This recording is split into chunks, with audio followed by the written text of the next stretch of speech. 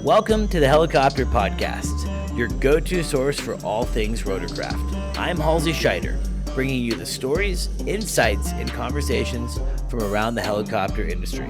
Whether you're a seasoned pilot, a maintainer, or you're just passionate about helicopters, this is the podcast for you. I had one at one time. I came down into the hover at night, and the pilot next to me said, he was the aircraft captain. He leaned across to I was in the right hand seat, and he leaned across to me and said, "I'm just going to turn the flood and hover lights on," right? Because he wanted to have a look at the ocean underneath him. And the flood and hover lights are on the collective switch, so they're in your left hand. And also on that collective in the Sea-King is the hydraulics switch. So he leaned over and he lifted the red hydraulic switch, which, the others weren't guarded. And he switched off the main hydraulics system, and on the whole, all my controls locked up. Ugh. And fortunately, I managed to catch the aircraft before it hit the water. We don't think the tail wheel hit the water, but we got down to about 5 feet from 40 feet at night. And then I managed to recover the aircraft and climb away. I said, "Thank you very much for that. Next time, just turn the lights on, please." You're quite diplomatic about it. Thank you to the following sponsors for making this episode possible: Precision Aviation Group, Hillsboro Heli Academy, and Airbus. Hey guys, what's happening? It's Halsey Schider with the Helicopter Podcast. And I am excited, of course, as I always say, it's my standard intro. I'm always excited to be podcasting. It's so wonderful for me to be able to have conversations with people from all over the world and all over the different parts of the industry.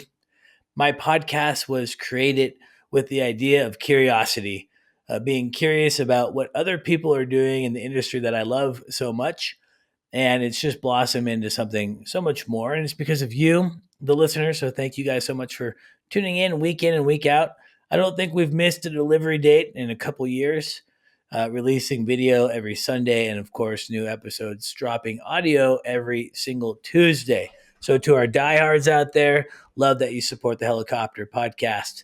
And of course, to our parent company, MHM Publishing, thank you guys so much for creating the HeliCASTS platform, making podcasts like this have greater reach and greater touch in the industry. Nick Mayhew is joining us on the Helicopter Podcast today.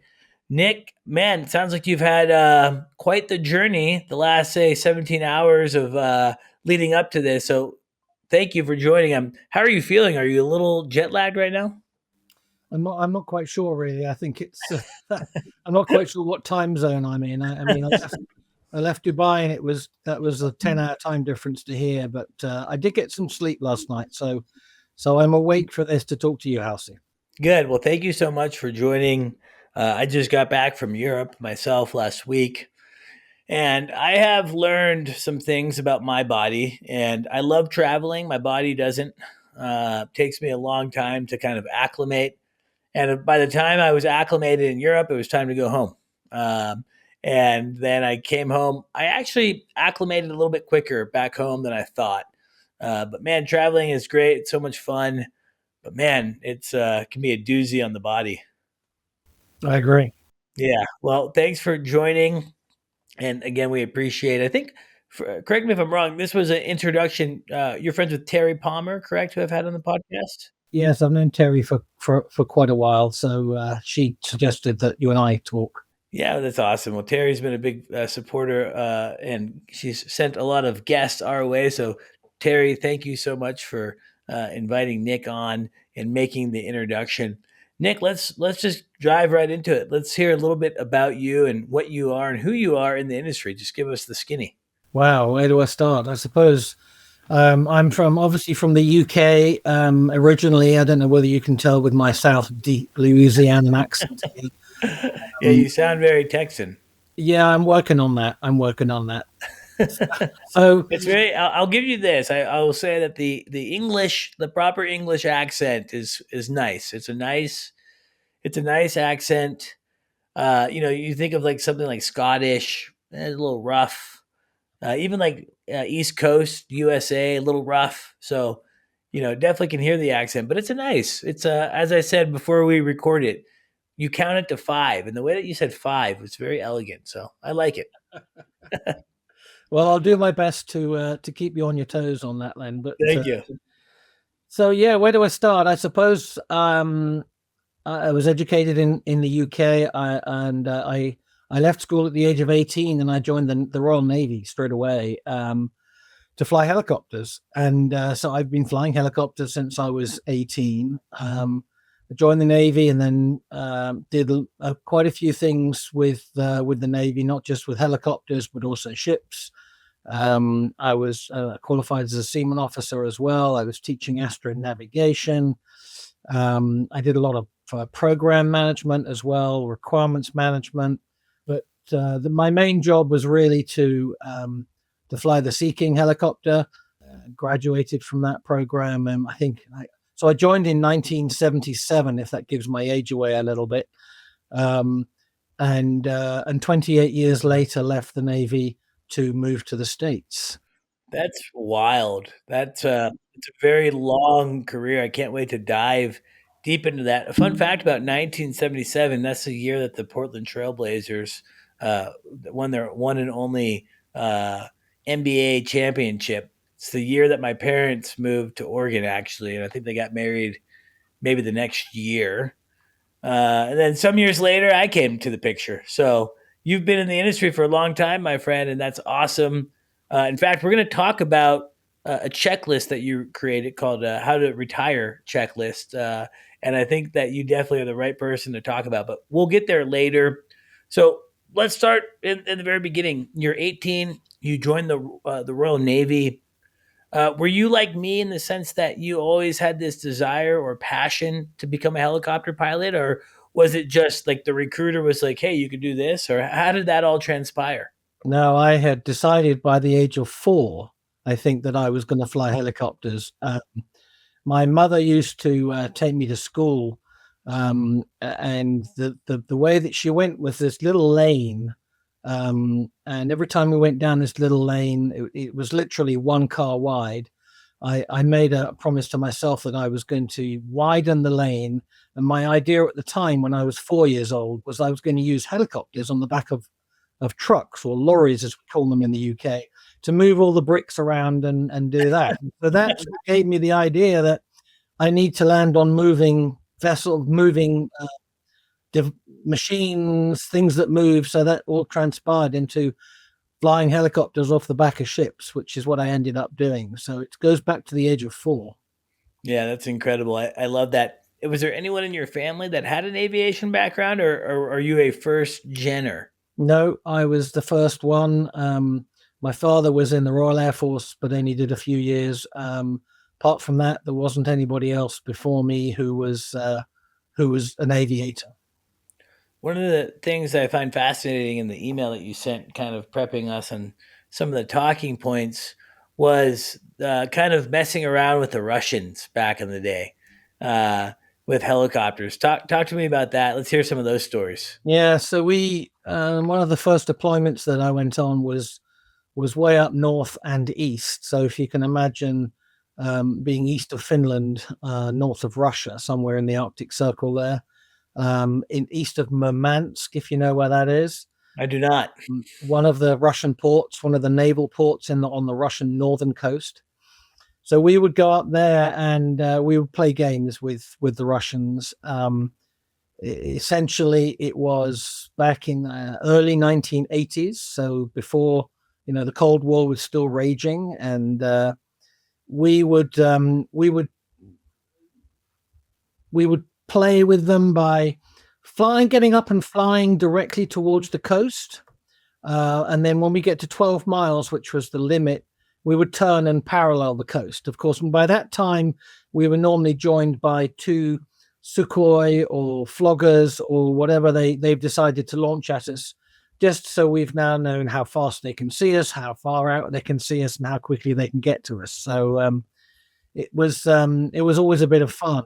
And until it started to get a bit nasty. There was one occasion where I was flying towards the coast, and we were we were joined by a male, and I don't know whether you know what that. I think I wrote that in the thing. It was an anti-submarine fixed wing Russian aircraft that looks like it has a sort of a dove wing, like a gull wing, right? Yeah, I think I can picture it now that you explain it like that. So anyway, it identified us and started flying directly at us, and as if to try and hit us. And it was, we were almost sort of head on to it, and I was in a sort of parabolic dive towards the sea. And at one point, I think I got down to about 100 or 50 feet before we managed to avoid it, and it came around and did it again. So, but again, it was all a game at the time, and it was a bit of fun. There was another occasion where we had it was a Canin destroyer, Russian destroyer that was shadowing us, and I remember turning around to the person in the front. We used to fly the aircraft, two pilots, and said, should we see if they'll let us land on the back of their ship? And so I flew an approach to the back end of the ship and lowered my landing gear to see what they would do. And at that point, they fired a green flare at me, as if to say, "You're clear to land, and you can defect, and we're going to take you in." And at that point, I raised my undercarriage, and they weren't very happy with that. They then fired these red rockets at us that were literally, they weren't just rescue flares. These things were proper rockets, and I remember seeing one go almost through the disc and into the water, still burning as it went down into the water. And I thought, I think that's the end of the game this time. Yeah, it sounds kind of entertaining, but you definitely don't want to push too hard, right? But that's all very interesting. What now? The Sea King, I understand. In fact, I got to sit through this college. I was thinking about before I was flying helicopters. I was kind of in this in between, and I was like leaving Embry Riddle, and I was figuring out what I was going to do. I wanted to fly in the fast moving airplanes like in the Navy, and it just wasn't panning out the way that I thought. So I was kind of in this transition, and I was thinking, okay, well, maybe I'll just go to like normal person college, and maybe I can do some business stuff. But also, if there's like a flight program there, I can, talk about. I can learn how to fly still, and then maybe I'm well rounded. And so I went to this presentation for this college. It's in Westminster. It's Utah, and the guy that gave the business speech was a former Sea King pilot. And man, it was such a cool story. He talked about he was a business professor, but he talked about two experiences that showed the importance of proper team management and how a team can come together and make or break a situation. And he used a forest fire from like the 1920s in Montana that shouldn't have killed anyone, and it killed 30 firefighters. And it's because of poor management, poor communication. People didn't know their role. And then he used a scenario of a Sea King, and not just any Sea King, a Sea King that he was the pilot in command of. And they were out on a sub hunting mission. I don't remember the year, and I don't remember what conflict, but essentially they had a flame out in one of their engines, and they ended up landing on the water. But because of the fuel tanks or the auxiliary fuel tanks, they were able to have the buoyancy to remain floating. They ended up putting the gear down. That gave them more stability. Mm-hmm. And this went on for like 40 minutes. And he talks all about how, him and his team members in the cockpit and the crew chief, they all had their role. They all stuck to their role. And the end story was they ended up being able to limp the aircraft back to the carrier. It caught on fire actually on the way home.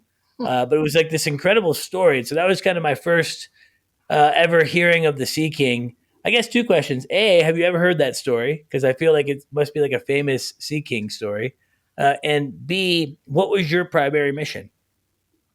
So I have not heard that story, but I've flown with a lot of people, and he said he was Canadian, was he? No, I think an American guy. It was American. So they were flying. That was an H-3, I'm sure then, which is what the Sea King U.S. Navy used to fly them as a H-3s, same aircraft. And when you land on the water like that, you would normally inflate. You've got two flotation bags on the outside of each sponsons, which you would inflate, which would then keep you steady. And lowering the landing gear gives you a bit more stability and lowers your center of gravity into the water, which is a lot. Yeah, crazy. Yeah. And in fact, that lowering the gear, I think I remember him saying that was then developed on the future checklist Yeah. for water. That wasn't something that was on the checklist at the time. And so that was kind of a neat caveat to that as well. Yeah. So I have landed a Sea King on the water, but I did the American, what they call the Waterbird course in Mayport, and you go off and you do a number of water landings from the hover, land on the water. Wow. Take off with both engines, and then you take off with a single engine with one engine out. And it's quite an interesting maneuver because you have to gain some forward speed through the water, and the bow wave comes up over the up the windscreen before you break free of the water. So it's an interesting technique that you need to learn if you want to take off from the water again.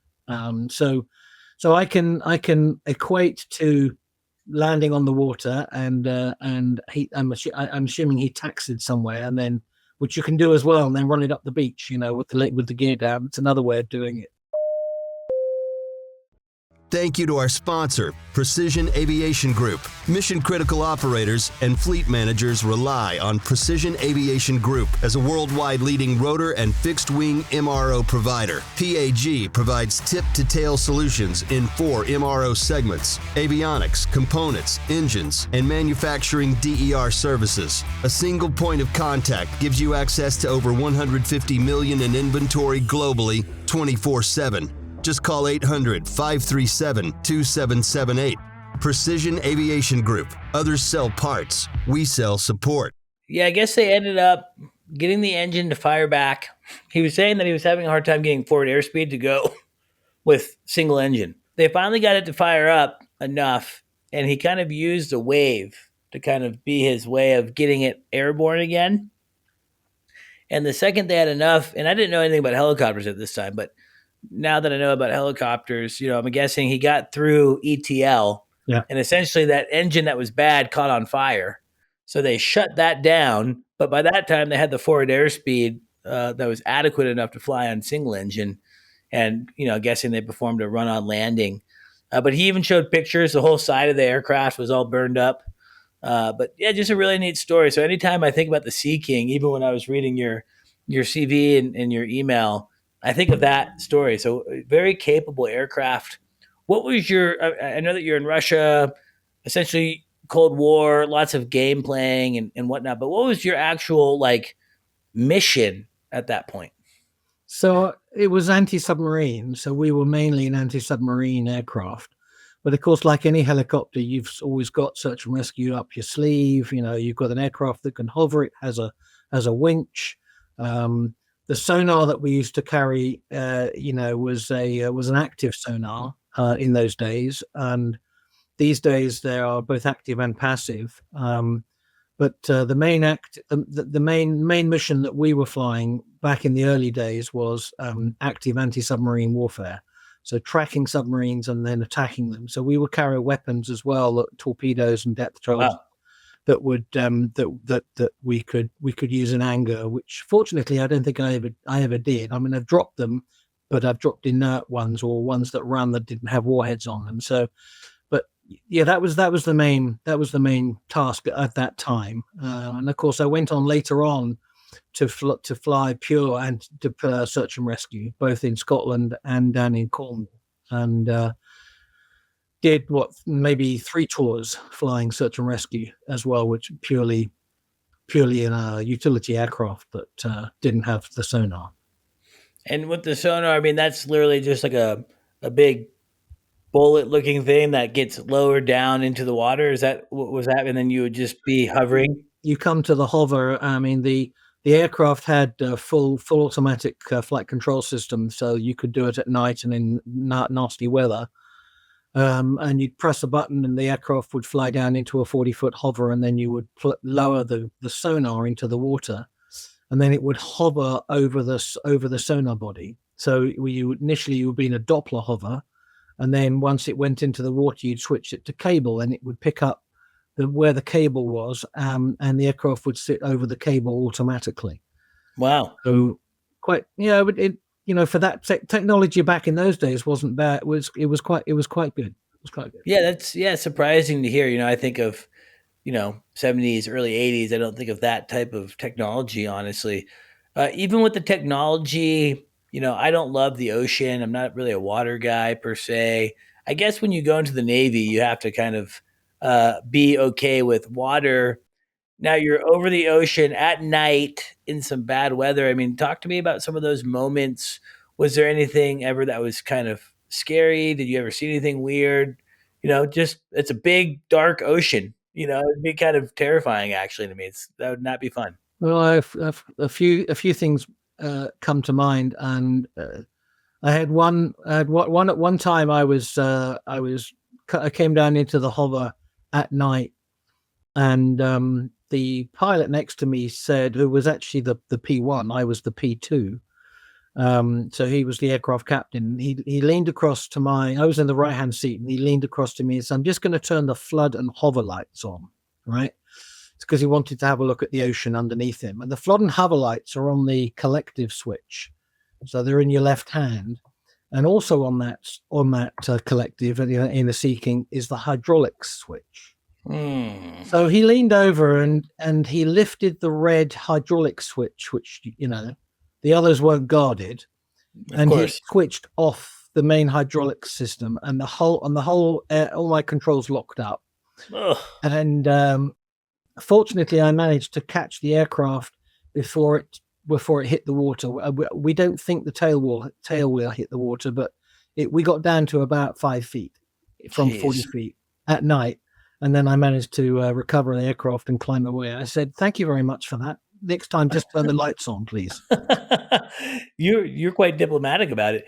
It's funny. I just was recording a podcast before this one where the guy's first time as a PIC in the military. He was in a Kiowa Warrior. Mm-hmm. He had a hydraulic failure coming into a hover, low airspeed. Kind of the worst place. I can imagine a Sea-King. I mean, a Sea-King almost has to be impossible hydraulics off. I mean, what did you have enough air? Talk to me about how just getting out of that. Yeah, it has 2 hydraulic systems. Actually, it has 3, which is one for the utilities. But it has 2 hydraulic systems that work the main controls. So he switched off the main control. So I still had some hydraulics, but it was you've still lost about 50% of the control from the servos. So it was very stiff and very hard. Nothing like if you've flown a Jet Ranger, you turn the hydraulics off, you can fly it. It's okay. It's worse than that. So you really have to struggle to fly the controls. But I know it took me by surprise, which was the most, I got that startle effect, and managed to, and then I thought, oh my God, I've got to do something here. And managed to catch it, but it was not enjoyable at night with someone turning the hydraulics off for you. Yeah, over the ocean. You guys got very lucky. Just an instance though, when your training kicks in, right? That's right. What you're paid the big bucks to do. That when something startles you or surprises you, you're able to react. Definitely a learning lesson in there too, right? I always would tell students this idea of look, then verify, and then do, essentially. So verify that the switch that you're about to switch is the switch. Yep. Even little things, saying a Robinson helicopter, you could, accidentally pull the mixture thinking you're pulling the carb heat, right? Yep. So verify the proper switch before you actually engage. Right. And then also some manufacturing flaws on that one. You should put the hydraulic switch up here or something. Right. Well, I mean, I thought it was fair enough that they put a cover on it and it was red, but you can't see it at night when it's red. But that's true. He managed to lift it off, but I don't know. There was another occasion where we'd been flying a lot. Sometimes we flew up to sort of 8 to 10 hours a day especially when we were tracking submarines.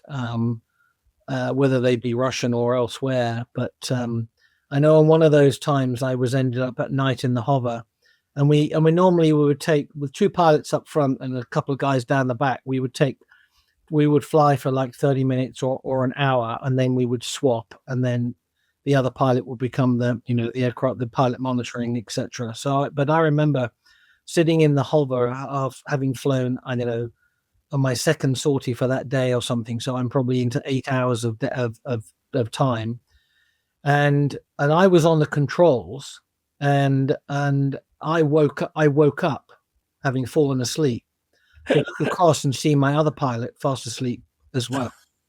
Fortunately, we were in an automatic hover at the time, Yeah. and it was nothing came of it. But when fatigue is a real can be a real killer, and you really need to be careful what you're doing. And sometimes there are rules and regulations for that. We tended not when we were operational, we tended to ignore that to a certain extent. But yeah, waking up and looking at finding the other pilot asleep was it shook me a little bit. But Yeah, that's I laugh because it is kind of funny, but so true, right? I think about this all the time, Nick. I flew air medical, and like air medical was kind of like my end all be all. Like that's what I thought I wanted to do forever.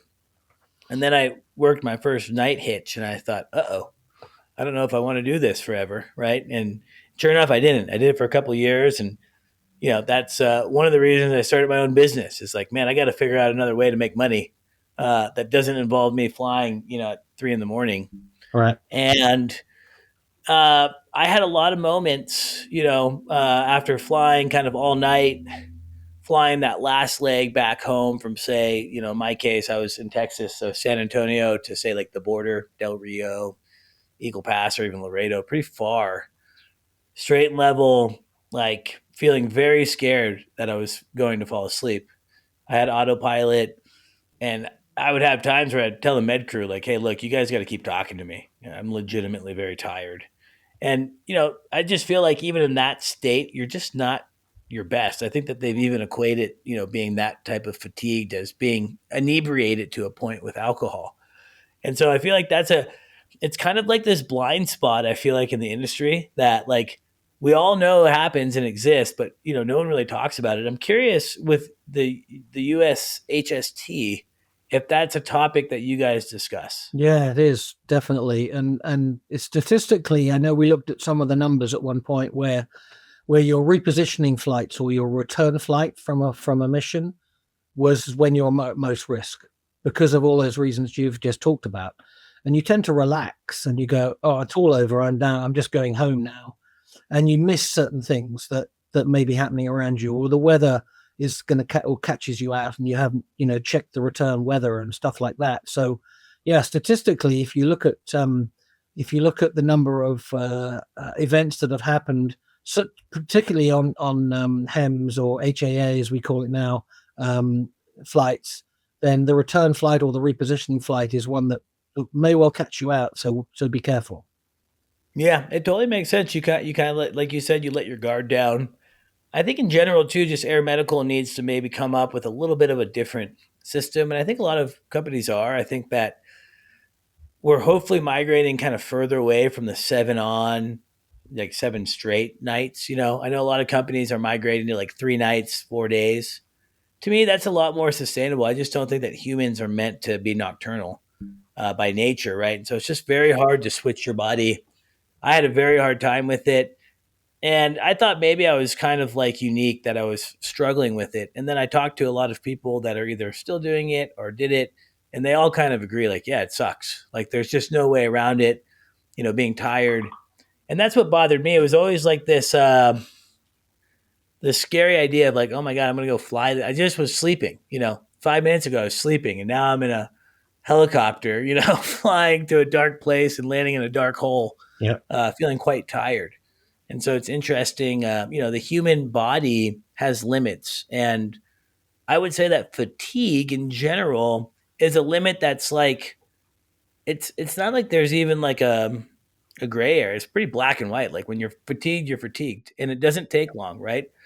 We have to sleep every single night. So, Yeah, I hope the industry continues to move in a direction of supporting better sleep hygiene for pilots. I think it's dangerous, honestly. Well, I do know, Halsey, that the USHST is right now is looking one of the safety enhancements that they're looking at is particularly focused on fatigue. So hopefully you'll see something coming out on that pretty soon. Yeah, I love to hear that. I think it's important. I think that that's what, and I'm surprised that there's not more accidents. It's also kind of like the idea of like the blind leading the blind. It's like here in the States where, right after flight school, we just start teaching people. Like, I'm surprised that there isn't more accidents. That was my path, right? I had 200 hours and I got an R-22 and started teaching people, and it worked out. I'm just surprised that it works. And I'm also surprised that there isn't more incidents and accidents caused by fatigue, specifically in HAA, right? Just because it's so prevalent. I mean, on any given day, hundreds of people are flying at night and they're likely tired. Yep. Yep. Well, it's a good initiative, and that's why it's good to have organizations like the USHST. Why don't you tell us a little bit about the safety team and what that is all about, and why you joined, and what your role is? This is for those that are ready to launch their helicopter career training. Hillsborough Heli Academy, the place where pilots from around the world begin their journey. With a real-world experience and a reputation that speaks for itself, visit flyhaa.com because it's different here.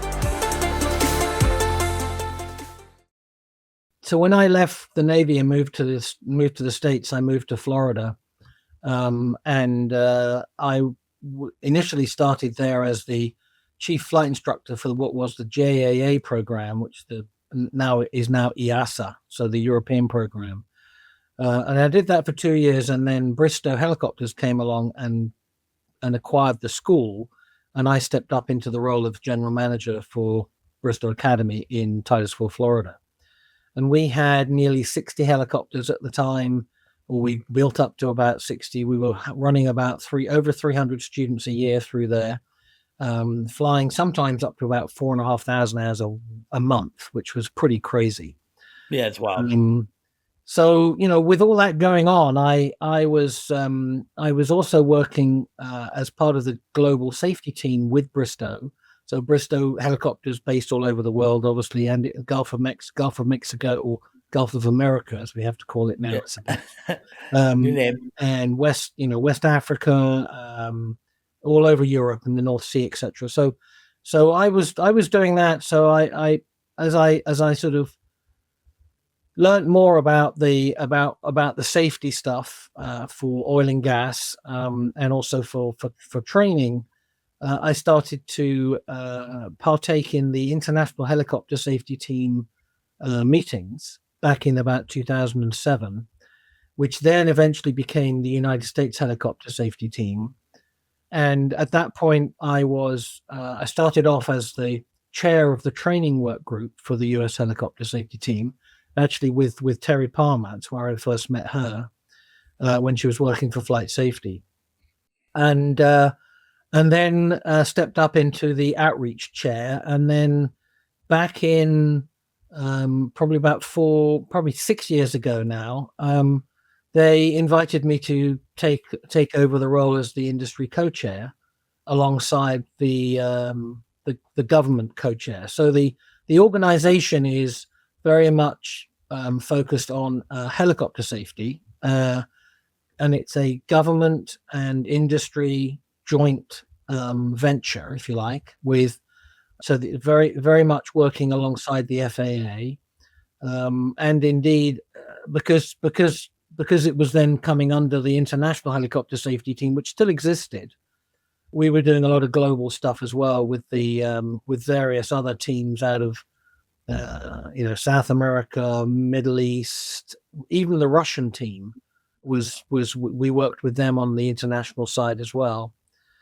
So I took over that as the industry co-chair, and I did that for about 3.5 years before I handed over to Chris Bauer, who is currently the co-chair.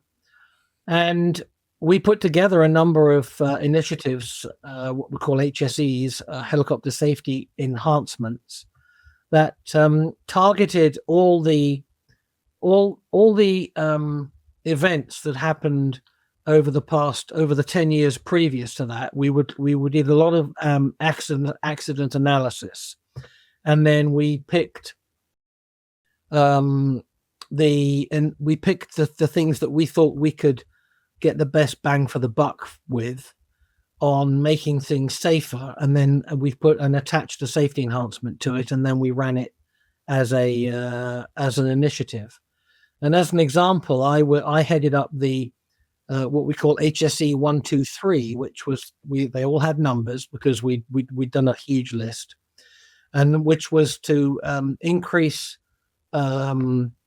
safety by using simulation to increase ADMs, our aeronautical decision making. And there was pretty much every accident that we found that if somebody had seen it or done it in a simulator before, then they probably wouldn't have done what they did, or that would not have happened in an aircraft. So, so that and you'll still see that initiative out there. If you look at the USHST LinkedIn page and Facebook page, even on the ushst.org website, you can go and have a look at it. And one of the main things that came out of that initiative was a thing called 56 Seconds to Live, which you haven't seen or haven't done. I urge you to go and do that. It targets UIMC, so unintended flight into IMC, and it's available on the VAI website. So what used to be HII, it's a Helicopter Association International. You can go there and it's free to take this course. And it'll take you through a lot of different scenarios and give you some ideas on how you can make the right decisions so you don't end up flying into cloud or getting in a situation where you really don't want to be. So that sort of gives you a little bit of an overview. Anything else to tell you on that one, Halsey? No, I think that was a great explanation. I appreciate that. I think that I've had a few folks on that work with USHST. So it's a bit of a mouthful for me. I'm glad that you're wearing the shirt. It really helps me. I can see it. And I think it's a great organization that's supporting, helicopter operators and pilots and trying to push the industry to safer practices. And I agree 100%. I think simulation, and I think that that's kind of the new wave. I think that we are now ushering into an era of technology that is allowing simulation to be so much better at such a fraction of the cost and such a fraction of the footprint. In fact, last week I was in Switzerland, had the opportunity to go and hang out with Air Zermatt, and they have a Loft Dynamics H125 simulator on location there. And I had previously only got to fly the simulator briefly in Europe, and I did a full flight in Zermatt, all around the Alps and around the Matterhorn. Did an off airport landing. I did a auto rotation. Didn't end well. That's the part where simulation isn't great, in my opinion. It's that last 50 feet, really hard to tell your altitude. But man, I was really impressed with that simulator. Just with the virtual reality and the motion. When I fly around big mountains, I remember my first 135 job was flying around Mount St. Helens in Washington. And it's a big, crazy crater. It's a big mountain. It's so big, it kind of makes you feel so small. So it's a little nerve-wracking when you fly around it for the first couple times.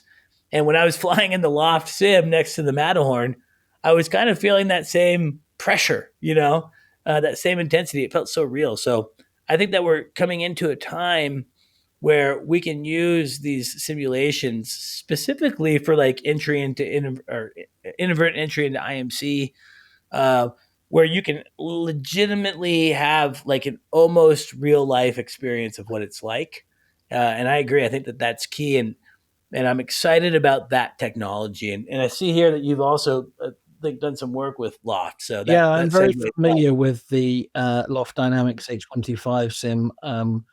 I just finished a contract with the FAA actually as one of the flight instructors for the study that they did at Marshall University in West Virginia. So they have a 125 loft 125 sim there, and I we took 12 students from their fixed wing program, and the idea of the study was to prove that you could train them in a virtual reality simulator with motion, and they could still pass a check ride, or they can still meet ACS standards in the helicopter. So we we did about 15 hours for each of them, and then they did a check ride in the sim, and then they did a check ride in the aircraft. Wow. Right, and every single one of them, and they were variable. So there was some that were private, pre-private, some who'd never done instrument flying before, especially in a helicopter. Some were pre-commercial, some were post-commercial, some were CFIs. So we had a very big range. And after the first time they flew a helicopter, they'd never been in a helicopter before, they could all hover it first time. They took it off, Wow. and they could hover it. And then the majority of them, after the third session, so they had about 45 hours in the simulator, and they did another, they had 3 trips in the aircraft itself, and most of them were flying, were meeting the commercial ACS standards, flying having only flown it for like 3 hours.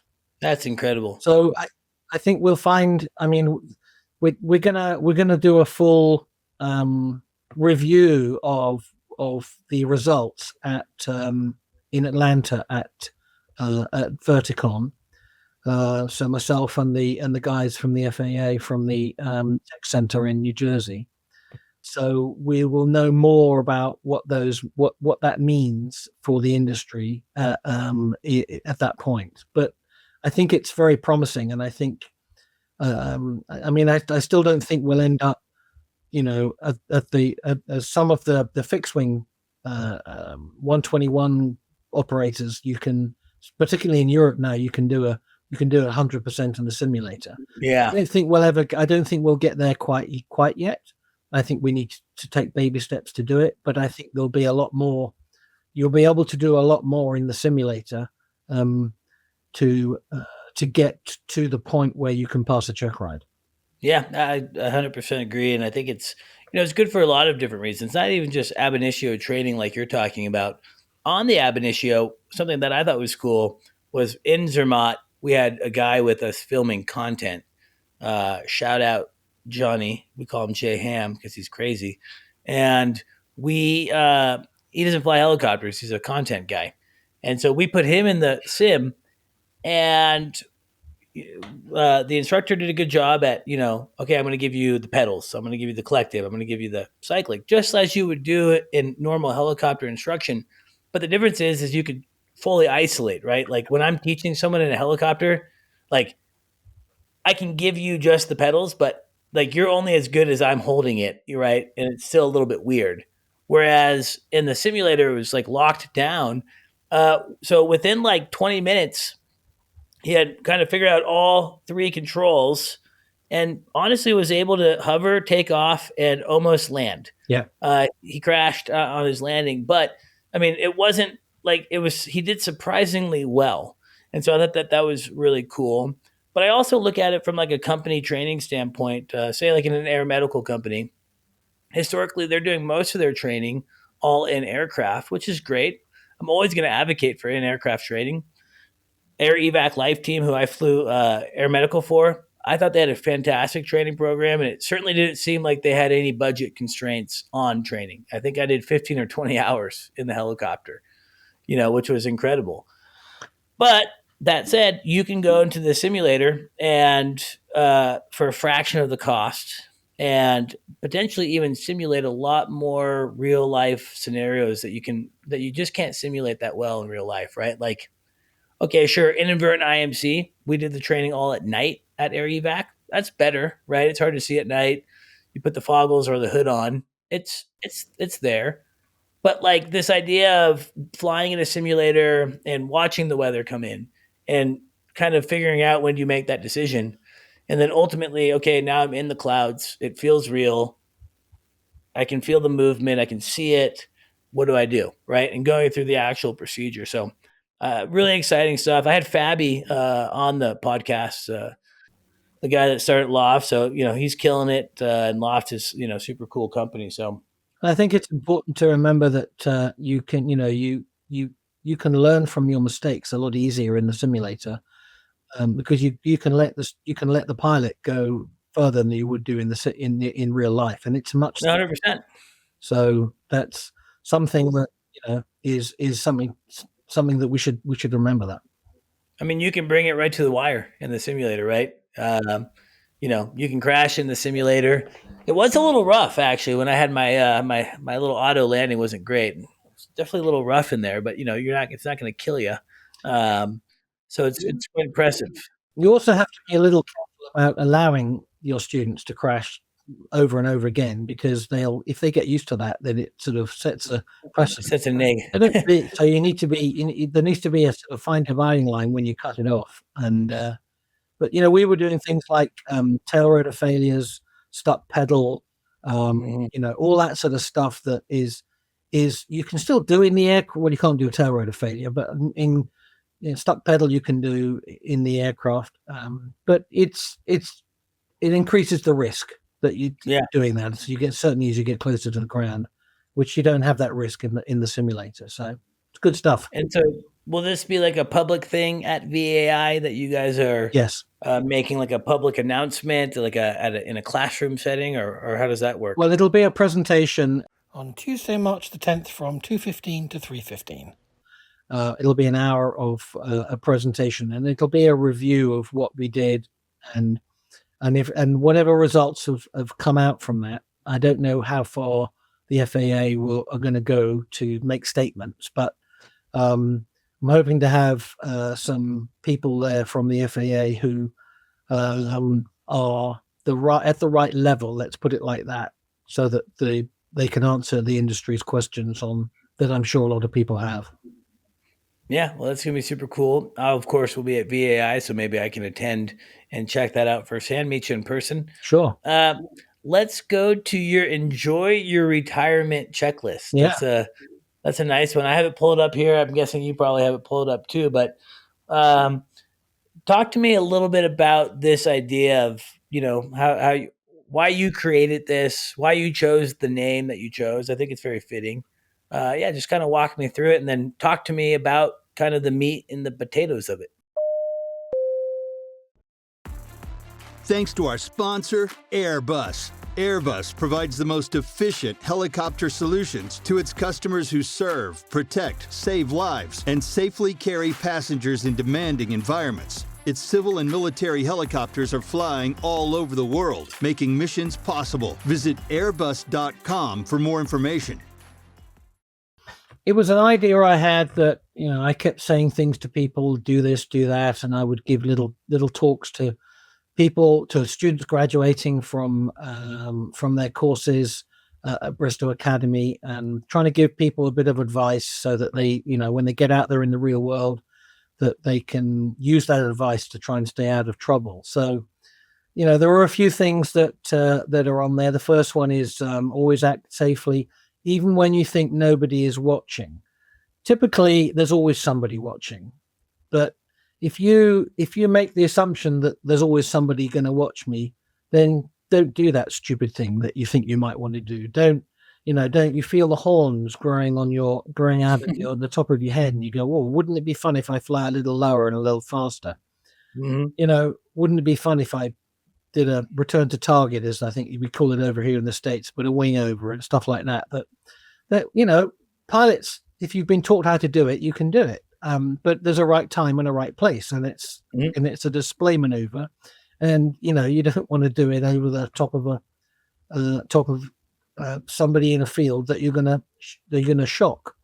So if you adopt that attitude and say, "Well, I'm not going to do this because I think somebody might see me and I might get pulled up for it," then don't do it, and you'll be better off for it.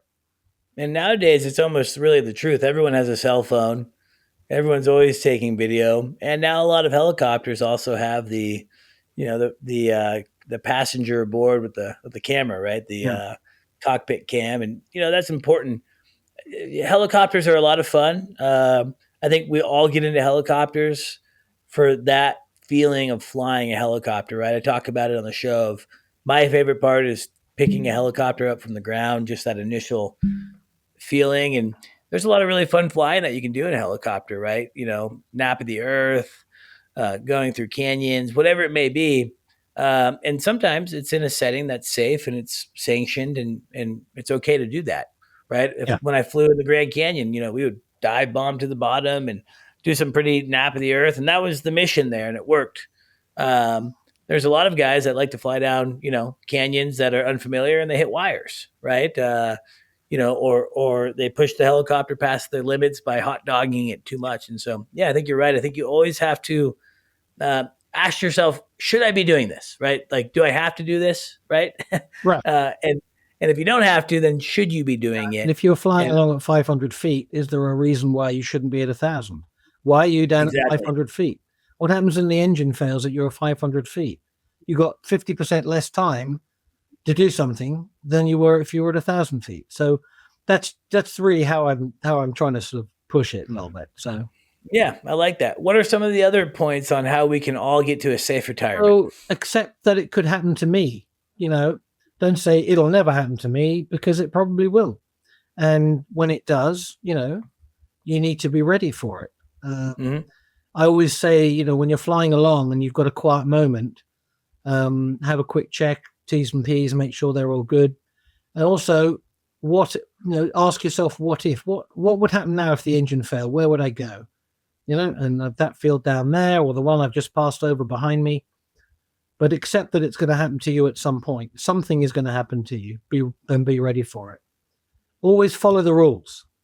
If you really want to get yourself into trouble, break those rules. So follow the rules, and the rules are there for really good reasons. Because, just follow the rules. Simple. Yep. Abide by your personal minimums. So personal minimums is an interesting one. So everybody should have their own personal minimums, which may not necessarily be the same as the legal minimums that you may be applying to. Maybe you've got a bit more experience than the person sat next to you, so your minimums may be a little lower. Maybe you're out of date for certain stuff, and you have to adapt your minimums to make sure that you are, abiding by minimums that are going to work for you. So and when you set minimums, don't get halfway through the flight and say, "Well, it's okay. I'm feeling better now. I'm gonna change my minimums halfway through," because that's going to catch you out. Yeah, I like that. I like the idea of personal minimums too. That's something I've always talked a lot about. You have to understand your abilities, and then you set your minimums based off your comfort level. And if you look at like the legal minimums, they're quite low, right? There's minimums that I'm not comfortable, even if it's legal flying. It's not like I'm going to go out and, 1 mile clear of clouds, right? My personal minimums are much higher than that. And that's because I'm not necessarily, like a good example is recently ferrying a helicopter back from Canada down to Reno. We caught some scuddy weather between Detroit and Toronto. And my minimums were different than the guy I was flying with, because he had flown in Alaska for a long time. He was used to kind of adverse weather. And I was kind of a severe clear guy, right? I've always just been a very VFR pilot. And so it felt and looked a lot worse to me. And we decided, just to make things easy, that I would be the decision maker, right? My minimums were the highest, most conservative. So when I started to feel uncomfortable, that's when we would turn around, and that's what we did. And he said, honestly, I would feel comfortable to keep going. But if you're not feeling comfortable, then let's turn around and we'll think about it again. So I think it's important to establish your minimums. And like you said, know that not everyone is going to have the same personal minimums. Yep. The next one on the list is always steady and considered, never quick and impulsive. I found a lot of people, we don't really help ourselves when one of the maneuvers we call as a quick stop. Mm-hmm. But it's not really, you're not supposed to fly it quickly. I call it a finesse stop when I was teaching. You're not supposed to fly it quickly. but so, fly it considered, fly it smoothly, things like chopping throttles. I know a lot of people who still use the term, I'm going to go up and I'm going to chop the throttle on you. To me, the term chopping a throttle is something you do quickly. And I know that, if you're flying an aspirated engine, with a like I don't know, a huge 269 or something like that, which I used to fly in Florida. If you snap that throttle too quick, close too quickly, the engine is likely to stop. So just reduce it. Don't use the term throttle chop. Just reduce it. Right? It sounds a lot slower, but it still has the same effect.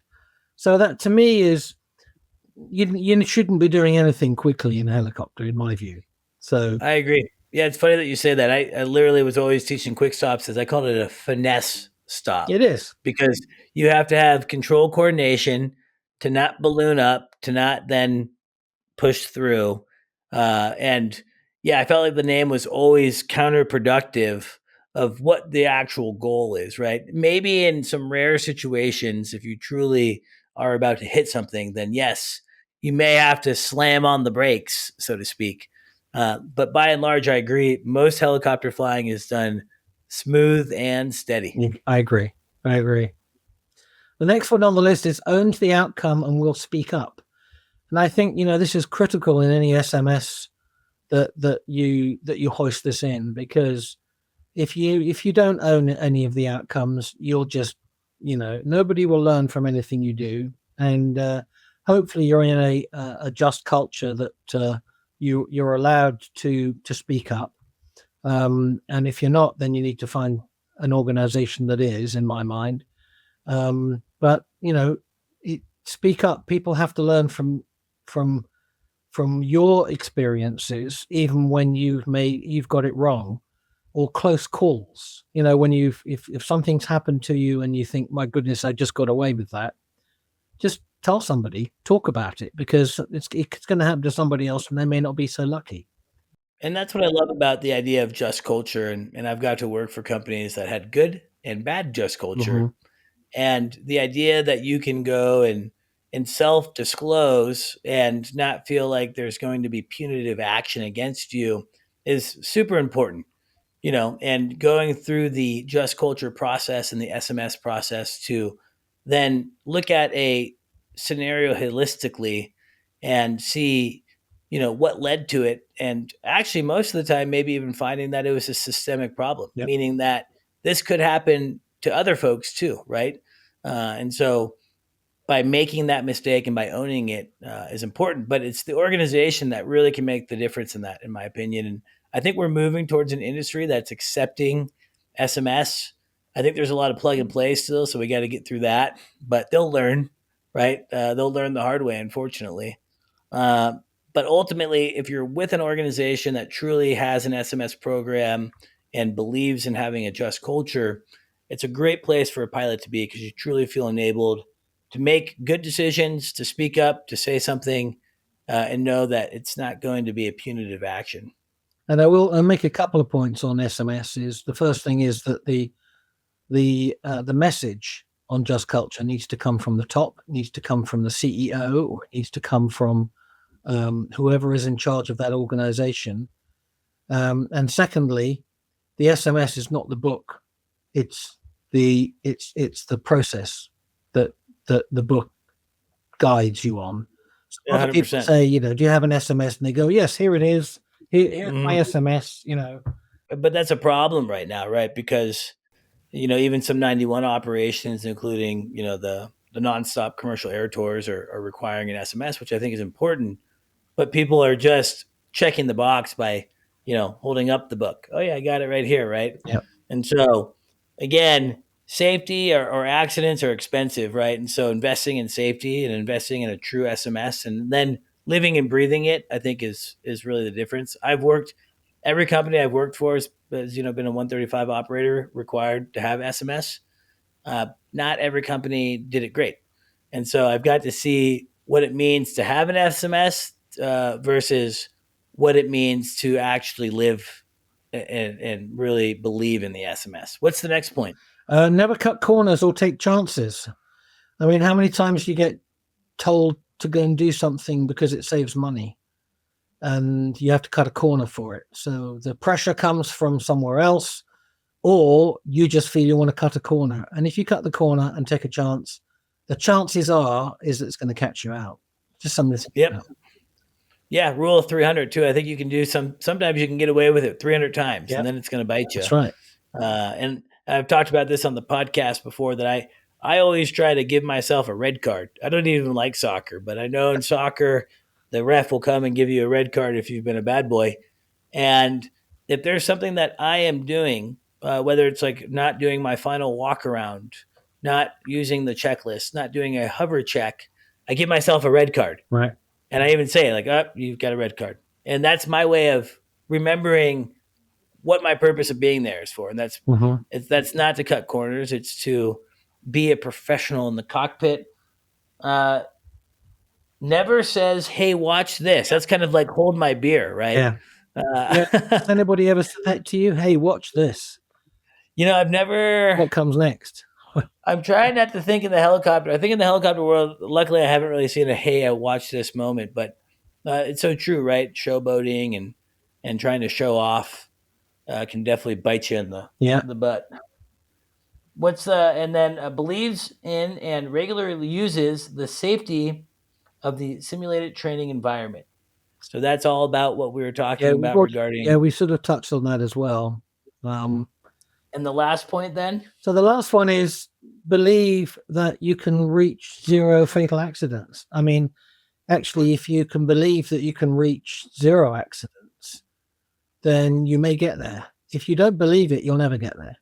So I always used to say, when I had new students joining, one of my things I used to talk about, Bristow had this thing called Target Zero. And I said, if you can get to the end of today without seeing, causing, or being involved in an accident, then come to work tomorrow morning and do the same again tomorrow, and then take it day by day. And if you can get to the end of the week, you can get to the end of the month, you can get to the end of the year. So you can reach and become, a zero accident pilot. And if you look at the number of pilots in the US, I can't remember the exact number now, but there are only something like, the number of accidents that we have per year is something around 100, 80 to 100, of which only 15 to 18 are fatal. So all the other people, all the other tens of thousands of helicopter pilots are all zero accident pilots for that. Yeah. So something to think about. Yeah, no, totally. Right. You have to have that goal. Right. And I think as an industry, we should all have that mindset. We all have a responsibility, right, of pilots, owners, operators, whatever we are, to try to achieve that target. And, believing in it is manifesting, right? I'm manifesting all the time. It's one of my things that I do. I wake up in the morning and I try to manifest good things. And honestly, if you think it, then usually it can happen, right? And there's a lot of instances where they even talk in like sports psychology about visualization, visualizing success, visualizing how you can be safe and successful. I actually used to do it when I was first flying tours. I would visualize the entire tour route and I would make each radio call because I was scared that I was going to forget, the 25 different radio calls that we had to make, right? And I would run that simulation in my head, the whole flight, every single thing. And I think that really helped, that visualization. But Nick, we're bumping on time.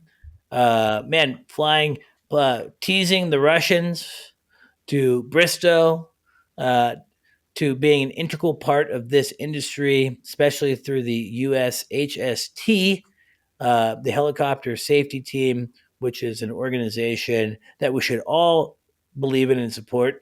If people would like to get involved with the Helicopter Safety Team, what is the best way for them to do that, Nick? So they go to the website, ushst.org, and then there's a button you can press there to join or to give your information, and then you can contribute through that. But I will say my advice to everybody is, on the bottom of that, enjoy your retirement checklist, and his little catchphrase that I've sort of developed that people may know me from: keep it in the green. Yep, I like that. Keep it out there. When you get out there, keep it in the green, and enjoy your retirement. Yeah, it's so important, right? Life is so precious, and helicopters are incredible, but at the end of the day, they can also be dangerous. But if you look at it, it's usually the person flying the aircraft that's the most dangerous, right? And so we all have our responsibility to truly keep it in the green. Nick, what a great conversation. I really appreciate you coming on. Jet lagged and all, you did great. You brought your A game, brother. So thank you so much. Like your haircut, by the way. I appreciate that. Yeah. Fellow bald brother. Nice shaped head. That's important. To our listeners, thank you guys so much for listening to the Helicopter Podcast. Appreciate our sponsors, of course, and a shout out to MHM Publishing and the Vertical HeliCASTS platform. Special thanks to Terry Palmer for connecting Nick and I. And Nick, again, thank you to you for coming on the podcast. See ya. You're welcome. Bye-bye. Please stay tuned for a final word from our sponsors. Thank you to our sponsor, Precision Aviation Group. Mission-critical operators and fleet managers rely on Precision Aviation Group as a worldwide leading rotor and fixed-wing MRO provider. PAG provides tip-to-tail solutions in 4 MRO segments: avionics, components, engines, and manufacturing DER services. A single point of contact gives you access to over 150 million in inventory globally, 24/7. Just call 800-537-2778. Precision Aviation Group. Others sell parts. We sell support. This is for those that are ready to launch their helicopter career training. Hillsborough Heli Academy, the place where pilots from around the world begin their journey. With a real-world experience and a reputation that speaks for itself, visit flyhaa.com, because it's different here.